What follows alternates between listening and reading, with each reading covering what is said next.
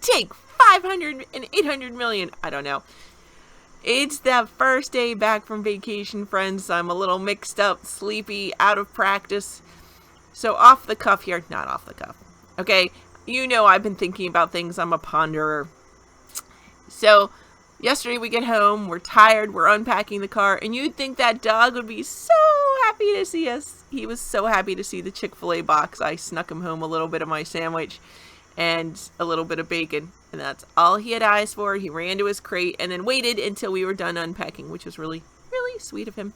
Okay, see, and hotel hair. I don't know if you're like me, but by the end of a vacation, my hair is like liquid, so I'm getting a little bit of texture back. I took a quick bath last night, tried to wash that hair, get it back to normal.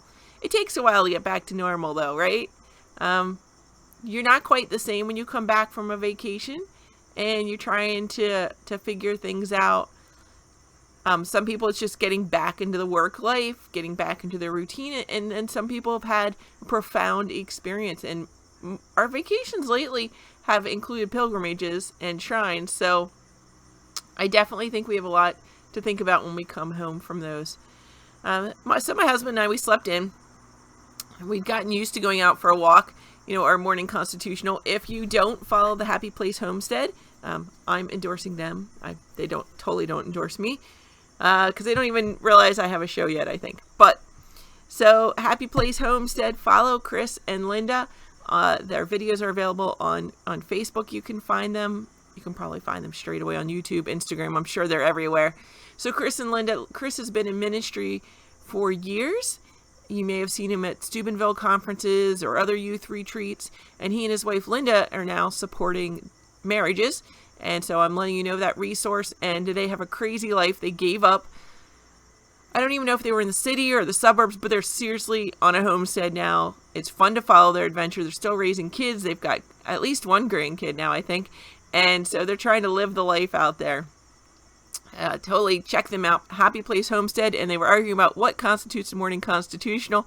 I'll let you find that debate on your own. But my husband and I consider that to be a walk. Just to be clear, we're saying it's a morning walk. So while we were gone, on our way home, we stopped at a place called Olana. If you've not heard of Olana, it has to do with the Hudson River School of Art. See, I think I got it right that time. Hudson River School of Art. And they never called themselves that. Okay. So they never even called themselves that. That's what other people call them. And so we stopped at the house. We had to have a timed ticket.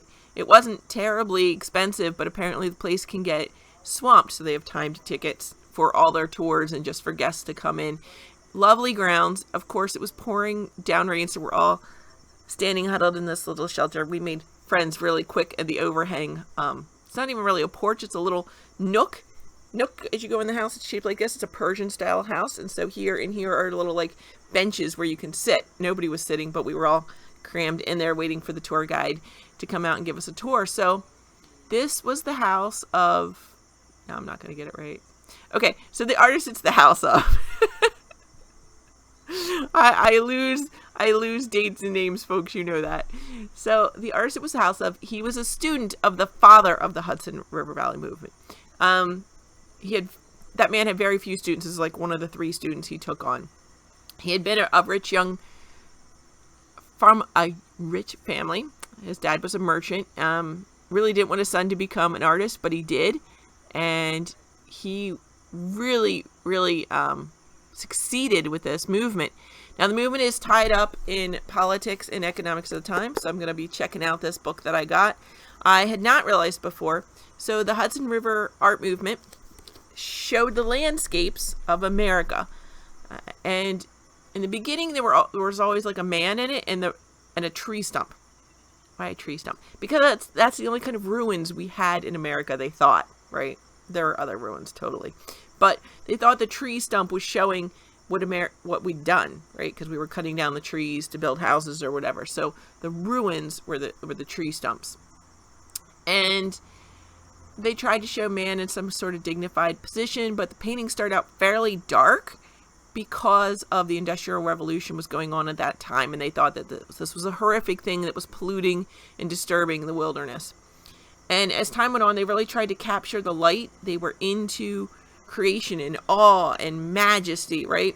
They call it the sublime, that layer where man struggles and it's a really rough living, right? But then you end up kind of meeting God in that difficulty and how God makes it better for you. And this whole thing is tied up in manifest destiny and how man is destined, to go move western.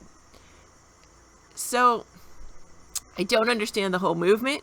It's something totally worth looking into because it shaped America. An art movement shaped America. And it's tied up in Thoreau and Emerson. So it's tied up in all that early American transcendentalism, tied up in manifest destiny. And then it got tied up into something odd. So this artist ended up, first, unfortunately, there was I believe a diphtheria epidemic, and they lost their first 2 children. And so he and his wife went on a grand tour for like 2 years. And while he was there, he fell in love with the Orient. Never even made it to Persia, but his house, he came back and suddenly the house is going to be in a Persian style. And it is. And there's a contrast. There's a book I could not buy because it was an $80 book. If anybody would like to become a patron and get me this $80 book. It was on Orientalism.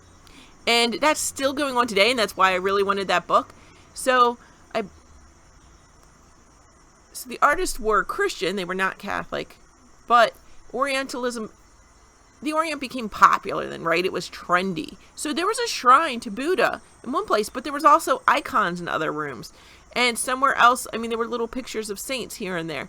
So it was that he spent the morning, you'd spend the morning studying the Bible, but you also had these other influences coming in. And we're like that, right, friends? We've had that discussion before. Friends who say they're Catholic or Christian, but then they go off and do yoga and Tai Chi and centering prayer, right?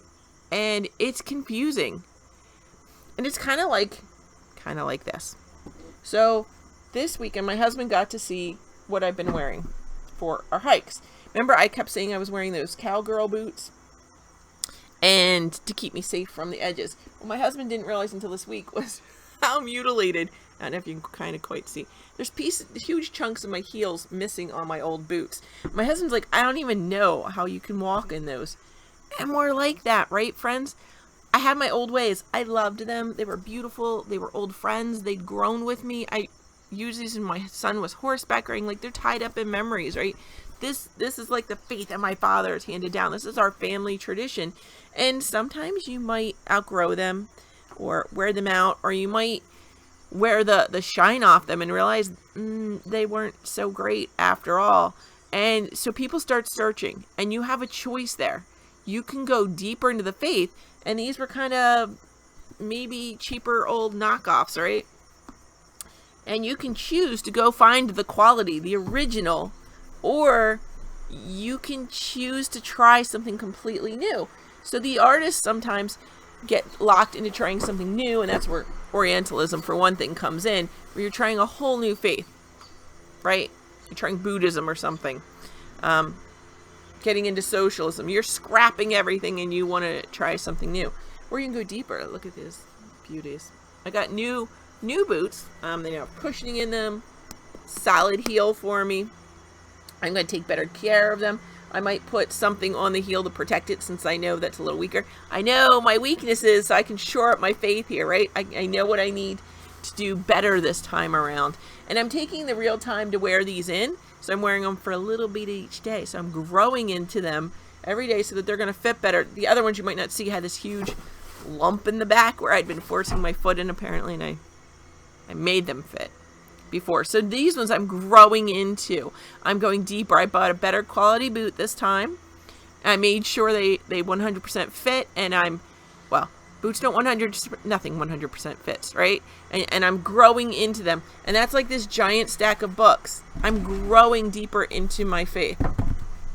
Here we have a little, if you know me, you know I have devotion to Saint Hubert and the Stag.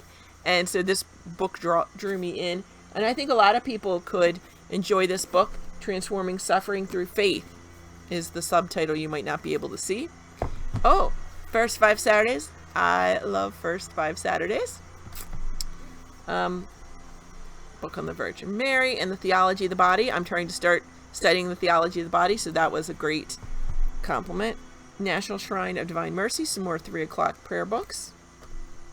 Oh, Natural History of the Albany Pine Bush, since I grew so much in the pine bush this year. Purest of All Lilies, by Father Don Calloway. This is a book we were looking to get while we were up there. It's a new release. It's on what might happen after suicide, and the questions it answers are: do those who take their own lives automatically go to hell? How can we help those who have lost a loved one to suicide? So it answers those questions as best we can, friends, and so that could be a great resource in this day and age. And then you had to know, I found it, folks. I have a Council of Trent Catechism now. And so I'm going to go deeper. I went deeper to the source. I didn't go looking for something new. I went deeper into the source. And I pray that that's how you guys are going as well, going a little bit deeper into your face. Oh, sorry, microphone. Franciscan University in no way endorses the show just because they don't even know it exists. I did graduate from there with a degree in education, master's degree in education from there. Sorry, I usually use the microphone to block things. You don't see what I'm wearing, but I got a little excited about the books. I am so excited about the books. My husband asked me, what do you want to do today? Well, what I don't want to do is laundry, but that's what I'm going to do. But what I want to do is dive into these books and get some painting done. I started painting before I left, a series of paintings. I'd done the first one. The first one is kind of like St. Francis hearing his call to go and rebuild the church and what that might look like. And I have been pondering what the second one in that series would look like. And it's so funny because at the Shrine of National Shrine of Divine Mercy, they basically had that image over and over again in different ways. So it was a confirmation for me that yes, that is a good image and true to the faith. And I'm just so excited to get that second painting done in that series. And I have cataloged all my paintings. I've taken pictures of them. And I'm ready to start showing people, maybe put them together with the reflections that I have with them. So I'm excited to start that journey. And it's funny because I just said that, right? I just got home from a vacation and I am ready to share a new journey with you. So I hope you stay with me, friends. Invite your friends if you like this video. Like, share, subscribe, hit the little bell so you know whenever I post a new video.